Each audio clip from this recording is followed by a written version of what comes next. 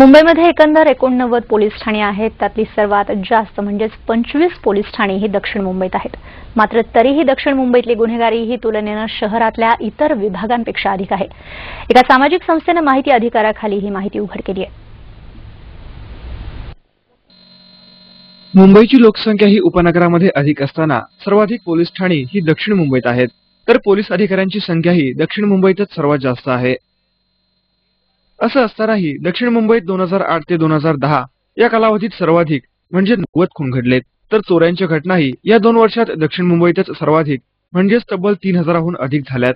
दुसरीकडे उत्तर मध्य मुंबई म्हणजेच कुर्ला, वांद्रे ते पार्ले या विभागात गेल्या 2 वर्षात सर्वाधिक म्हणजे 75 बलात्कार आणि 1170 घरफोड्या झाल्यात.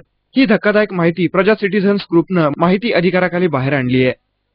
वो नंबर 1 नहीं होगा मॉलेस्टेशन में, लेकिन नंबर 2 पे जरूर है यहाँ पर। और आप हाउस ब्रेकिंग बाकी में भी देखेंगे साउथ का नंबर 2 या नंबर 3 का रैंक आता है।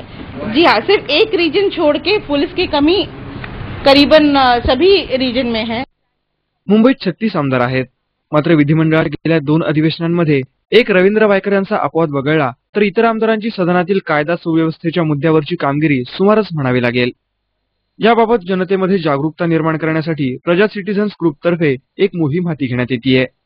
या मोहिमेअंतर्गत राज्यकर्त्यांवर दबाव निर्माण व्हावा यासाठी स्वाक्षरी मोहीम घेण्यात येईल.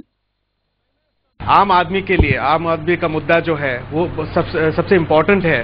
और अगर हमारे एमएलए और हमारे जो उम्मीदवार हैं अगर वो आम आदमी की चीज बात नहीं करते हैं तो उनको पता है कि नेक्स्ट इलेक्शन में उनका क्या होगा. कितीही झालं तरी हा अहवाल अपूर्णच मानावा लागेल. मुंबईतल्या गुन्हेगारीचा आलेख चढता असला तरी पोलिसांच्या कामगिरीचं मूल्यमापन हे त्यांनी उकल केलेल्या गुन्ह्यांच्या आकडेवारीवरूनच ठरत असतं.